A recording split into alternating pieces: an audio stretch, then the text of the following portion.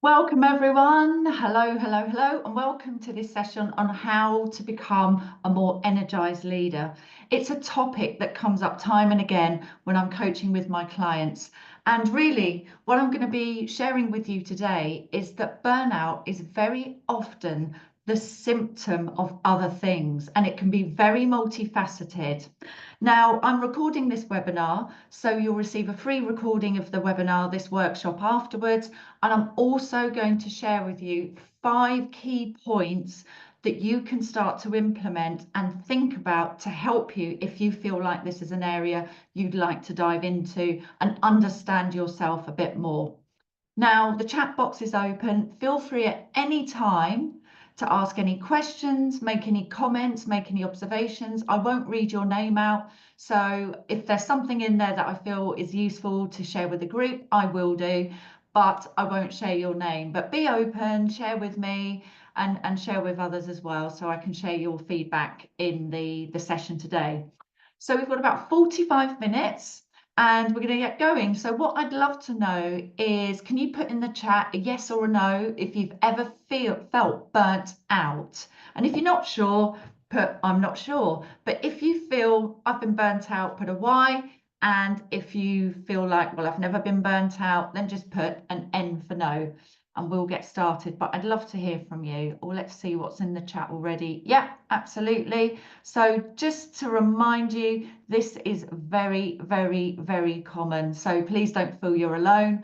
And I'm going to share with you the symptoms and what burnout actually looks like so that you can start to think about some of the symptoms or effects that you're experiencing. So this webinar is for you whether you're a business owner, you're currently leading, you're feeling zapped, super stressed. And I'll come on to stress in a moment and the difference between stress and burnout. Or if you're noticing that one or more of your team, they're not performing, or they're phoning in sick more often, they don't seem very motivated, those can be signs of burnout. So it's for you if you're managing a team as well, and if you want to stop and prevent this. And it's for you if you want to learn why it happens, what it looks like, and what you can do about it. And as I mentioned, you'll get a free recording of this workshop and a free guide to really help you start to think about some of these areas you might want to address. Very often with my clients, in addition to understanding their particular strategies, we all use strategies for managing stress, but I also get them to complete an energy management audit. So if you'd like to discuss that, then please get in touch. I've left a QR code on here for you to book a call and get in touch. Let me just check the chat before we get going. Yeah, absolutely. And I'm not going to lie, you know, I've felt burnt out myself. So this is what we're going to cover today. And as I mentioned, you'll receive a free guide afterwards as a thank you for registering for this meeting. Okay, so let's put a number in the chat box. And again, this is confidential. Give me a number between 1 and 10. Number 1 is low. Do you know what? I'm not feeling too stressed. I'm okay. Or maybe it's a 2 or 3 or a 4. I'm not feeling too stressed. I don't feel I'm burnt out. If you feel it's higher, I'd love to know what that number is, because once we know what we're facing, we can then start to address it. So give me a number. Let's have a look. We all like numbers, don't we? We've got 4 here. Okay, and we've got a 7. And think about what that number means to you. We've got a 6. For 4, for example, might feel like, well, for me, that feels quite intense, or it could be it's quite low. For some of us, an 8 or a 9 or a 10 is like, oh, I'm really burnt out. For some of us, it might be a 6. So have a think about what this means for you. Okay, thank you for sharing that.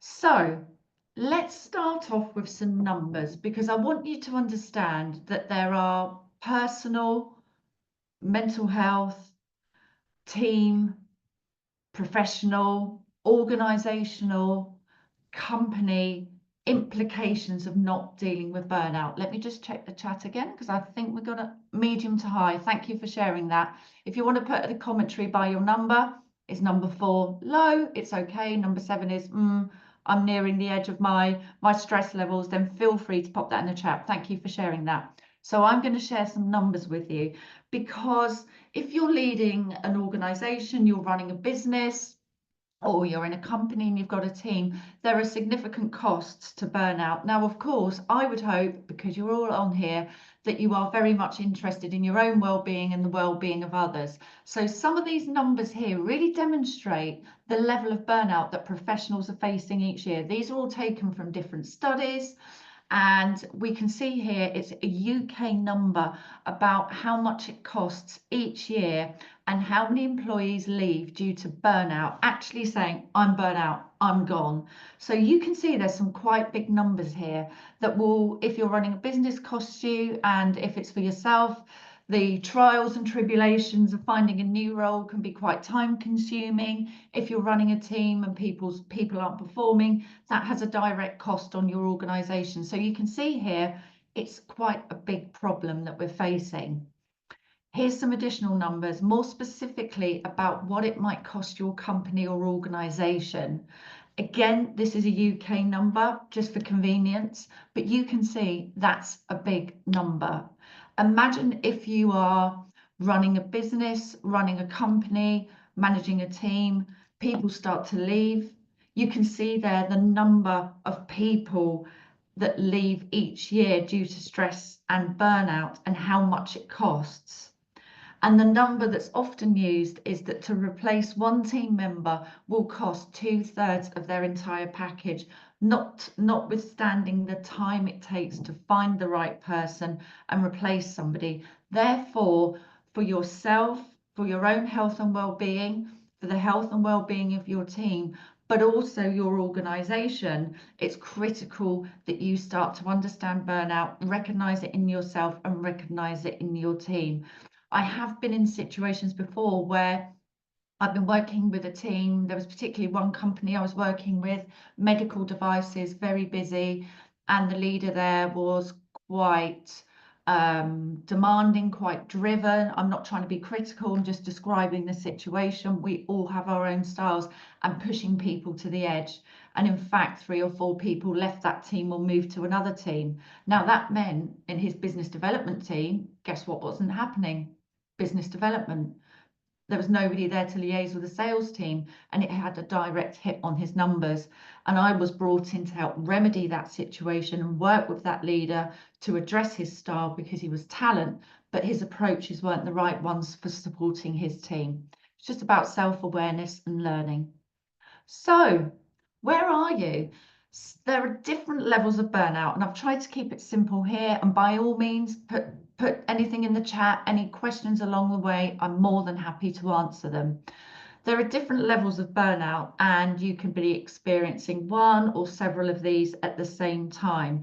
You might have more symptoms of physical signs of burnout. For example, you just feel tired all the time. Now, of course, anything like that, I will say, go and speak to your doctor, make sure there's nothing else going on for you, or you can't sleep, or I've met people and worked with people that are burnt out that seem to consistently have a cold or pick up a virus, something like that.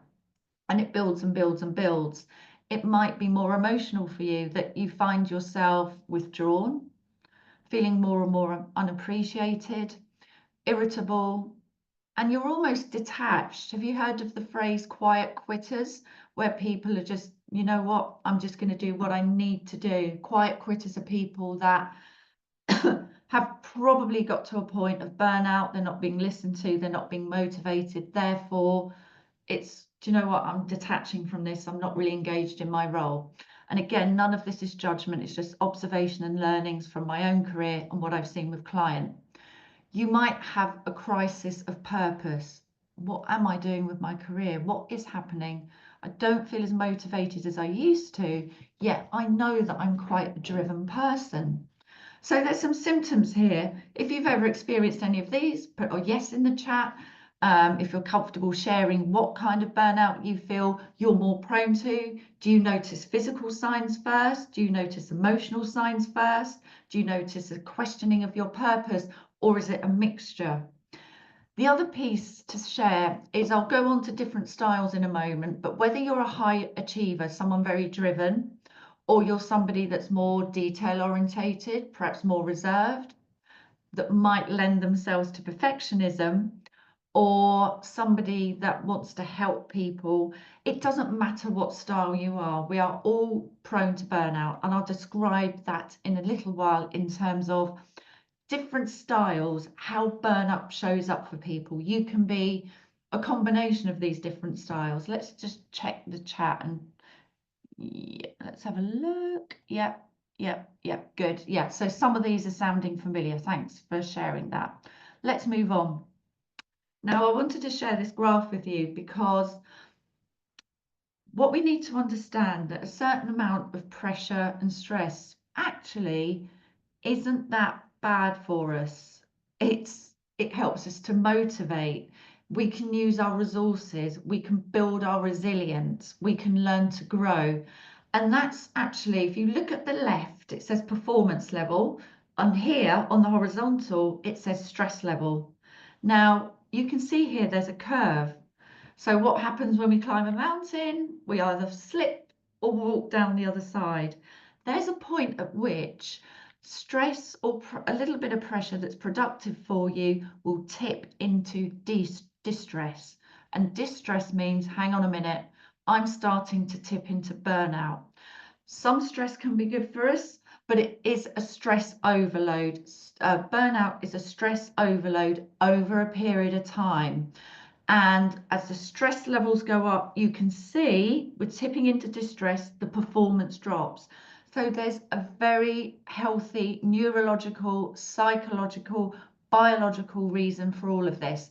Now, I work with my clients to develop stress strategies because we all have strategies we use that are very healthy for us, but maybe unhealthy in other circumstances, and we need to adapt our approach. Excuse me. So that's something I help my clients with. If you're interested in that, drop me a message in the chat, get in touch, and we can really help to understand your particular ways of dealing with stress and what can be adapted so you can see performance drops over time.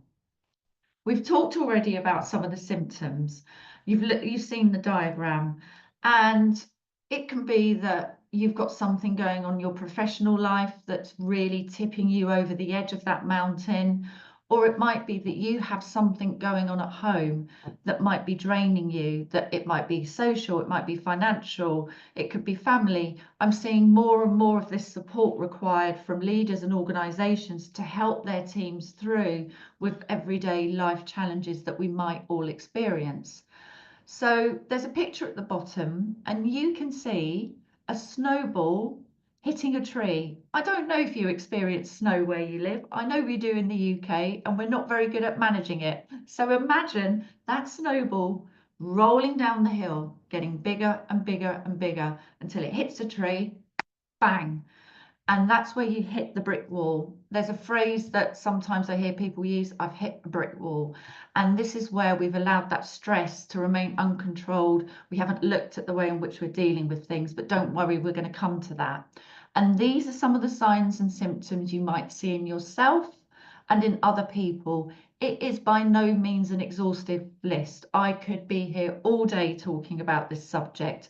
But here's some areas where you might start to see, oh, hang on a minute. You know that feeling of I just don't want to get out of bed. I'm really dragging myself out of bed. I feel really tired all the time, and there's no reason at home for that. There's no reason physically why that's happening. So if you feel you've experienced this or any other symptoms, put them in the chat. Just let me know what they are. I'd love to hear because I love learning from people that I'm working with and people who I'm delivering workshops for. Now, let's move on to what happens as an individual leader to create these symptoms. And I want you to really think about this and also think about your own personal styles and strategies. As I mentioned, I work with individuals and I work with teams because, believe it or not, I've worked with teams that are all burnt out. For example, I was working with an organization in tech, and there'd been a lot of changes, a lot of restructuring, and the vision, the direction of the team wasn't clear.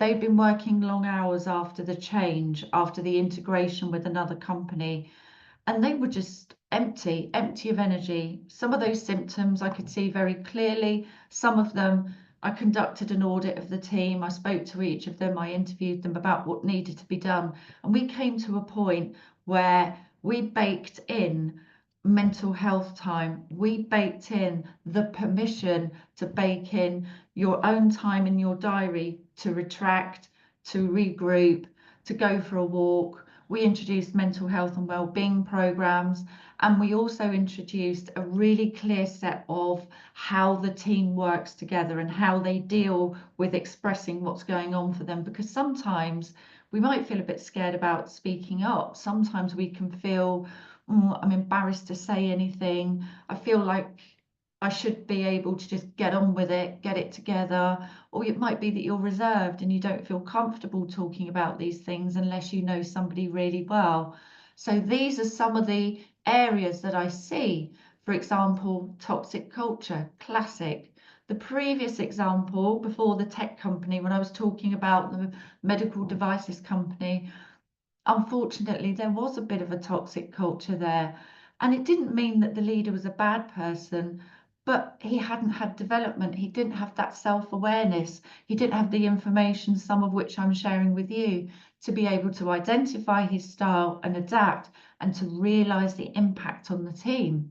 It might be boundaries.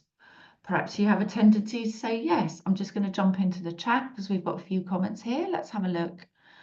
Aha, okay, there's a few comments here. Prioritization, working overtime, firefighting, and manager not understanding. So basically, I come across that a lot. The manager's not very involved in your development, doesn't really understand what you do. And actually, for some people, I mean, that definitely is disconcerting. It's demotivating because if your manager doesn't know how hard you're working, you feel that you're invisible. And sometimes we have a tendency to do more and more and more, and that's not the answer. I've also worked with people that are very, very senior in organizations, super senior, and they feel stressed because they're not getting enough of that one-to-one time with their manager, that feedback, because they're driven, they're motivated, they want to grow. And we've got saying yes far too much. I hear that very, very often. There are specific techniques and tools that I work with my clients to help practice this, setting boundaries. We need to identify the boundaries. There are different boundaries, physical, emotional, work-related, physical. I think I mentioned that already. There are different boundaries and we need to identify what they are. And I work with my clients very often to script a conversation about how to have that conversation if that's something you find difficult, to be able to influence your manager, influence your boss, influence your team to have those conversations. So these are some of the things that I see, really: ignoring the signals, no clear responsibilities, and you might start neglecting your physical and mental health. So these are some of them here. If you want a copy of the slides, drop me an email or send me a note on LinkedIn or social media and I'll send them to you. Now in teams, again, it might just be you in the team that feels burnt out, but very often it can be more than one person. And again, these are some of the signs that I see. The team sometimes might feel unable to speak up. They might not recognize their own stress style. So if you're leading and managing a team, to be perfectly honest, I think you've got a responsibility to check in with your team and make sure they're okay. Some people will speak up. Some people will be very extrovert. It will be very clear. They might even be somewhat emotional, and that's okay because they're communicating with you. Other people are quite reserved, might hold back, and it might take time for them to share with you what's going on with them and everything in between. So these are some of the signs that I see, and it's not a complete list, about why people start to feel burnt out. Now, some of the ones in the slide above, the previous slide, they are overlapping, but you can see here that these are just some of the signs. Micromanaging is a classic. Micromanagement tends to be something that if you've got an experienced team you're leading, they don't like it. What they need is more of that developmental support coaching. They might not need instructions and direction. And I see that a lot. And if you're leading a team and not really looking after your own health and well-being, your own stress, identifying it, understanding it, flexing your style, flexing your strategy, your team is going to pick up on that and think, well, actually, this is the way it has to be. This is the way I have to behave. So that behavior breeds behavior. Now, this is a little bit about myself. I've worked with lots of different organizations. I run my own coaching business, but prior to that, I had a board level career for 25 years. I was quite driven and quite ambitious.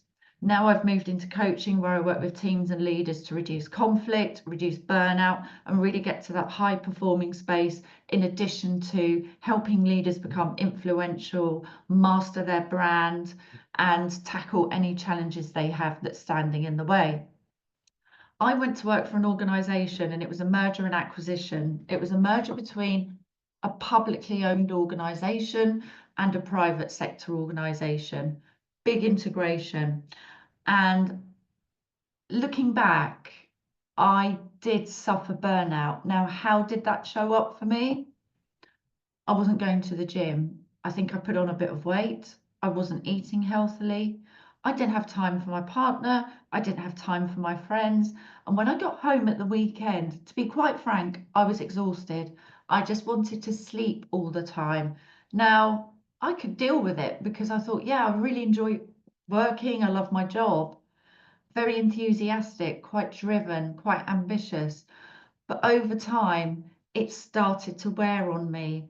And what I realized is that because of my drive, I was somewhat carrying the team. And I'm not trying to be critical of the team, but what I realized is that they'd had no development. There had been multiple changes without any communication. If you've been involved in change and it's not been communicated to you, you know how stressful that can be. So I was carrying that load. There were people that were being paid quite well and not performing. I'm going to be blunt about that. And that's because the roles and responsibilities weren't clear. So imagine all of this on top of everything else. And it got to a point where I thought, I love my job. It was such a great challenge, but I'm exhausted. And if I'm exhausted, I can't help my team. So I spoke to HR and we worked on a couple of workshops to work together to get the team's input on how to assign roles and responsibilities, what everybody wanted to be doing in their role, what was important to them in terms of work-life balance. We identified their different styles. For example, using psychometric tools, we used DISC, we used insights. And from that, we had a much healthier, happier, robust team. And I felt comfortable I could delegate. Now, there was someone I did have to manage out of the business because coming into a change and the complexities of that person wasn't really happy where they were. So can you imagine coming into your dream job and then within 6 months thinking, oh my goodness, I'm just sleeping every weekend. What's going on? Can you imagine that in terms of being someone that's quite driven, quite motivated, but realizes, hang on, I need some help here. It was quite a big deal at the time, but we worked through it together. This is a really lovely quote from a lady that I was working with. I won't read it out, but we did work together and I'll share how I helped her. When I met this person, they were very much, oh goodness, very, very overwhelmed, very emotional. And I'm not using emotional as a bad word. Guess what? We all are a walking bunch of energy, chemicals, and emotions. But she was extremely emotional about things going on in the organization, about the promotion that she'd had and the pressure that she was feeling. Now, why was that? We started looking at her DISC style. Now, the lady that I was coaching, Helen, we identified that she was very much on the bottom of this circle. This is called DISC because it's called dominance, influencing, stabilizing, and cautious. I won't go through it in massive detail, But basically, there are 4 broad styles of personalities and the way in which we show up at work, the way we communicate, the way we get on with other people or not, the way we deal with stress and pressure. There's 4 key styles, but very often we are a blend of each. Now, if you look at the top level, you've got D and I. Those styles are very outgoing, they're very extrovert. If you look at the C and the S, at the bottom, they're very reserved, more withdrawn, and more introvert. So can you guess what style this lady was? She was a blend of an S and a C. What does that mean? She's very amiable, very supportive, very helpful, likes a steady pace in work. If this sounds familiar, put a yes in the chat. If any of this sounds familiar, any comments you want to share. She was very stable, but she was quite reserved. So she wouldn't speak up to her boss because her boss, she was in the S place here. Her boss was a D, very, very driven, and they are on opposite sides of the circle. Now, with the work I do with my clients, we identify what styles we are. We might be a blend of styles, and it is possible for the different styles to work together. But what happened was, because she was so reserved and because she didn't want to be seen as causing trouble or not being loyal to the team or her leader, she felt terrible about speaking up, but it just built and built and built and built. And we worked together for 3 months. And I would say for about 50% of those sessions, floods of tears. So before we could even start on the proactive strategies, we had to work out, calm her down, release the stress, identify what she could do where she was. So you can see those opposite styles clashing, and her reserve style, meaning it built up and up and up and up till eventually she was at breaking point.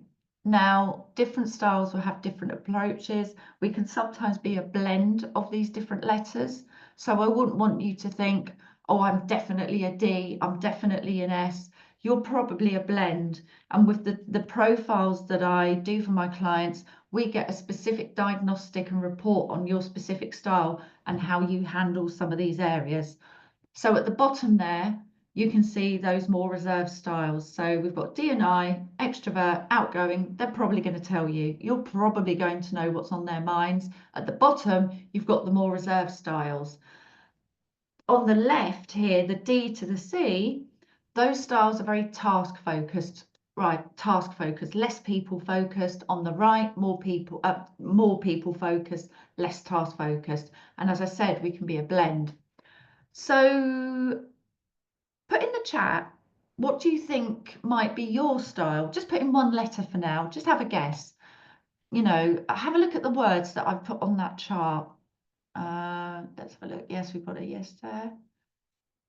But by all means, if you've commented in the chat, do get in touch. Drop me a message on LinkedIn. My website and my contact details are at the end of this slide deck, and they are also on LinkedIn.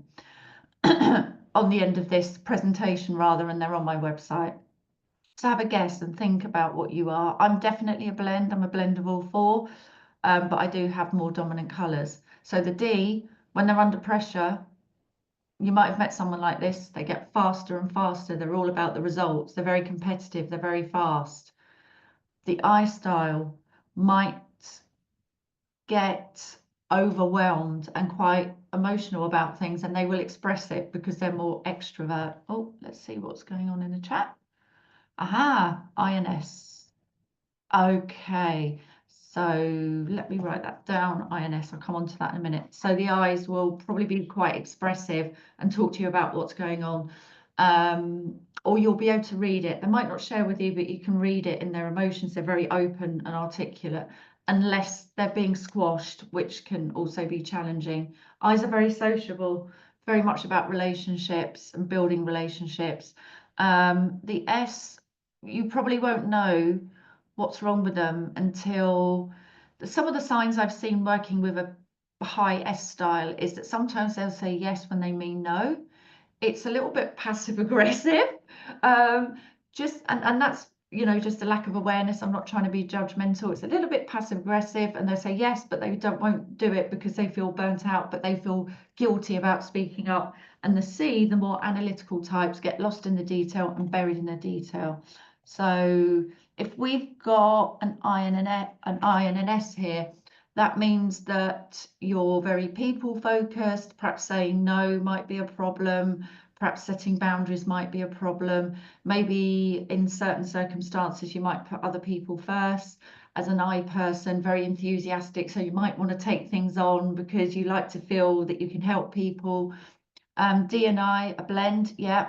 D and I, a blend of extrovert. Well, they're both extrovert styles actually, so they can take on a lot. They can get faster and take on a lot of work. And a C and an S, yeah, absolutely. Might find it more difficult to speak up. They feel, oh, I can't really speak up. I feel a bit disloyal. So yeah, that's just a quick diagnosis for you. If you want to undertake a DISC psychometric profile, get in touch. I've got psychometric profiles for your style, if you're leading a team, if you're dealing with conflict, how to create new strategies to deal with conflict, and time management. So it's really good. Absolutely love it. And here's some more words from some clients that I've helped in the past, just to share with you some little words of kindness from people I've worked with. So how do we manage some of this? Let's get on to some of the solutions. Now, before I get started in some of the things you can look at doing, what we can do is look at a couple of areas first. What we're going to do is look at these areas first. I've got 2 programs that are running, and I'm starting to run now. If you're in a leadership position and you want to grow into a fully robust, resilient, fully fledged leader, you want to be that visionary, you have some drive and motivation to further your career and really finesse your leadership style so you can progress your career, you can be visible, you can be influential, you can be someone that has a great reputation both inside and outside your organization, then I'm running a 6-month program where we cover some specific blocks. We'll go through them month by month, and there'll be some exercises, and we'll order them according to your priorities. But some of the areas that they include personal brand, executive presence, different forms of team performance, setting boundaries, leadership styles and when you use them, how to communicate, how to be assertive, how to influence upwards, and how to be a fully fledged, robust, resilient leader so you can manage complex projects and teams. If you are somebody that is aspiring to leadership, then I'm starting a community where it will be confidential, it will be on a secure platform and an app where we will have calls twice a month. We'll tackle a different area of that manager to leader journey, which can be challenging, leaving behind the old role and behaviors. And what does leadership look like? What does it mean? What's the difference between managing and leading? What are some of the skills I need to know now to help me land successfully and give me the best chance of success in my leadership role? So we'll be having a couple of calls a month. There'll be a space on the app for questions and answers, sharing wins. So get in touch, book a call if that's something you'd like to discuss. But let's go on. What can you do for your employees? Basically, we need to support them, whether it's a direct team, whether you are influencing other teams, whether you're working on a project work stream. People like to feel that they've got control over their work. As human beings, we like to be in control, and they want support. They want to feel safe. So think about, how do you run your team at the moment? Do you adapt and blend your style according to different people? Because a one size fits all doesn't work. I've seen it. Remember the case study I shared with you about Helen? Her boss had a one size fits all, push, push, push harder.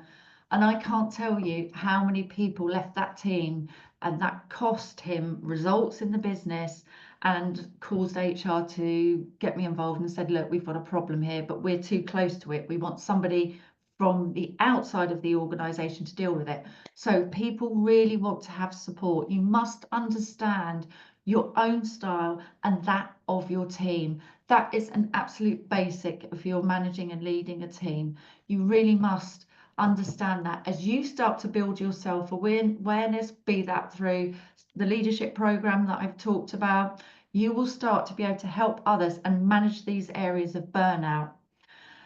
If your team has been through a period of hard working, or you need time to recover.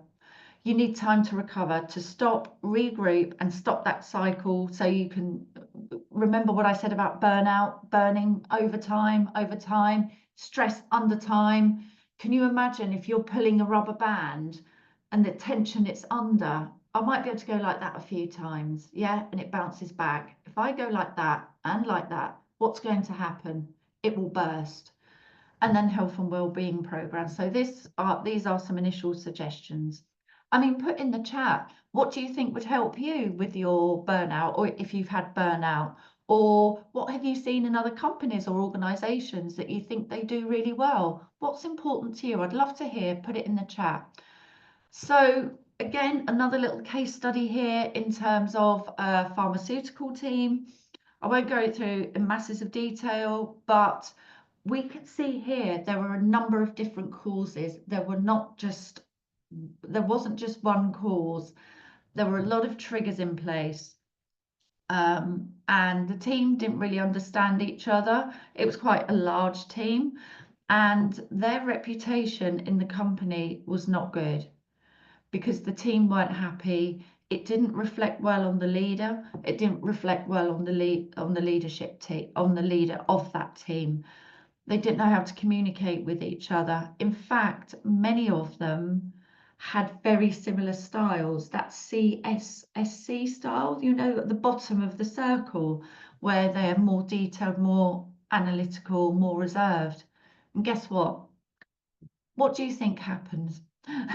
They didn't speak up until things got to crisis point, and then all of a sudden they just, you know, this is the problem, and it would feel as though the problems had come out of nowhere. There were arguments. In fact, there was nearly a physical fight. I didn't witness it, but the leader told me this is getting ridiculous. I'm trying to manage and lead up here and be influential, but my team have got all of these issues. Well, I said to him, you won't be able to be influential. Your reputation will take a battering because you're not resolving these team issues. We need to really help our teams. So we actually created a dashboard. We created a dashboard for energy management, stress triggers. We clarified the vision, the roles. We had an energy monitoring system where they would check in. And as you can see here, there's some very clear numbers about how it helped the leader, the organization, as well as the individuals, of course. So we looked at the numbers, we used dashboards, and we really helped them to identify new ways of communicating and understand each other's stress triggers to manage other people in other projects across the organization and to rebuild that profile for the team. So that was super successful. It was like a completely different team from month 1 to month 4, 5, when we started implementing more of these tools. So really super important. It was a great project to work on. Energy equation. Sustainable leadership requires refueling. How do you recharge and refuel? Tell me, put it in the chat. What relaxes you? Is it listening to classical music? Is it spending time with your family? Is it taking a break to go for some walk, for some fresh air? Is it knowing that your team are happy, content, and performing well? We need to really understand what works for you. So by all means, put that in the chat. I mentioned classical music because classical music and French Baroque music has been proven to really calm the mind down. It has an effect on our minds, our stress levels. And in fact, drum and bass is supposed to be pretty good for motivation as well. I don't know how many of you like drum and bass. Oh, watching movies and music. I love watching movies. What's the best movie you've seen recently? I watched Conclave the other week. That was really, really good. I like films that make you think. So Conclave, really, really good film. I'd recommend that one. Some of you might be something different. Tell me the film that makes you relax. And then we can make some very simple shifts. We don't have to make this a big shift immediately. Yes, it's important to understand our style. Yes, it's important to understand how we deal with our stress and to have that stress strategies mapped out. Yes, it's important to manage our energy. Look at when you feel more energized, when you feel less. For the tasks that feel less energizing, which each blender styles have tasks that make them feel energized and not energized. Are there ways in which you can delegate them? Are there ways in which you need to break it up? If you are, for example, somebody that doesn't really enjoy detailed work and numbers, can you break it down? Can you ask for help? Let's have a look at the chat. Ah, K-drama. Is that Korean? I'm not sure I know about that, sorry. Feel free to put an explanation in the chat. I'm open to new suggestions. I like some of those Studio Ghibli films, the Japanese films. I find those really beautiful films to watch and calm me down. So put yours in the chat. Guided breathing. One of the best things that you can do immediately is to be present and still. You can put your hand on your chest or your stomach or by your side or just like this. Just stop. Just stop. Reset. Breathe. Breathe slowly. When we're stressed, sometimes we forget to breathe. But luckily, guess what? We have a computer. We have a brain that says, it's okay, I'm managing the kidneys, the liver, the heart, and everything else. But over time, it does have a detrimental effect on the body to be under stress over time. So just breathe. Get that oxygen into your body. Get the carbon dioxide out, because carbon dioxide doesn't replenish our body and our cells. If you can, go and sit outside, sit on a chair, sit on a bench.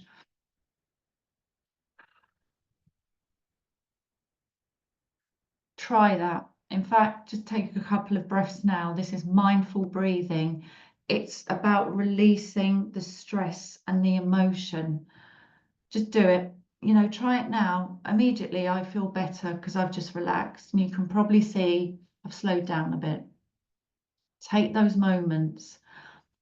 Very often when we're stressed, it can be because of psychological factors, but also neurological.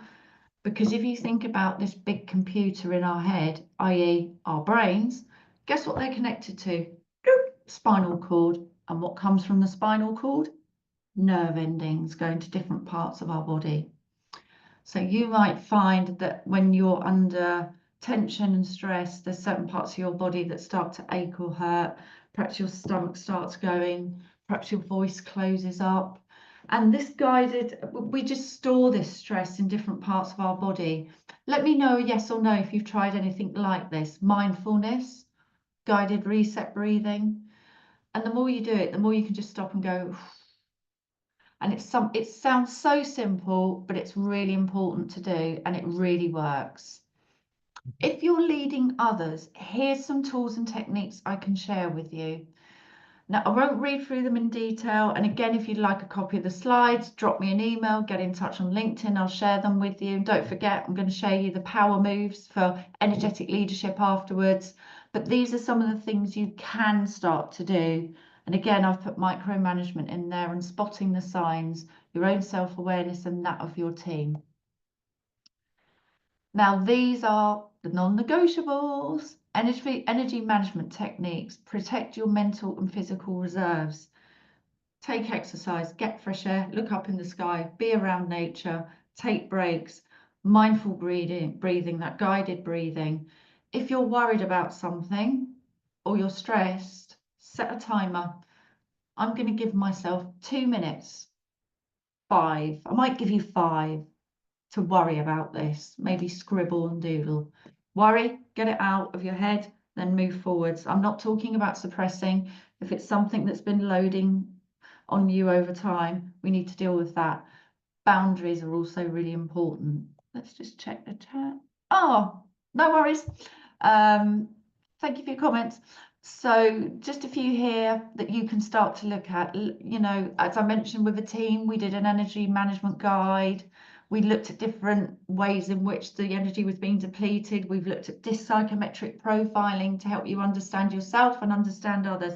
Absolutely critical. And setting boundaries. Assertive is not the same as aggressive. Assertive is healthy. Self-care is healthy. You deserve it. We all need to manage our boundaries. So that's something I would definitely recommend you look at. I can't go into everything in detail, but here's a few things you can look into. As I mentioned, a couple of programs here. Zap the scanner, get in touch if that's something you'd be interested in. I also do emergency coaching. So if you've got a particular burning issue, I offer a 90-minute call. Do you know what? We'll do a disc profile as well, and then get in touch. It's a one-off 90 session. I can record it for you, take notes, and we can go through your disc profile and see where some of the problem areas might be popping up. So if that 90-minute session is something you'd enjoy or welcome to help you shift, get in touch. Now, as I mentioned, you'll get the workshop recording, the free guide, the Energized Leader 5 power moves. So these are not things that I've talked about here today, but techniques and tools that will help you. It's such a big topic. I can't go through it in detail, but I've shared perhaps some easy wins you can start to do. That breathing, being mindful. Mindfulness has so many health benefits. Meditation. Oh my goodness. When I start my day with meditation, my days go a lot better than if I don't. I know sometimes it's difficult to find the time if you're busy and stressed, or your mind works in a very different way.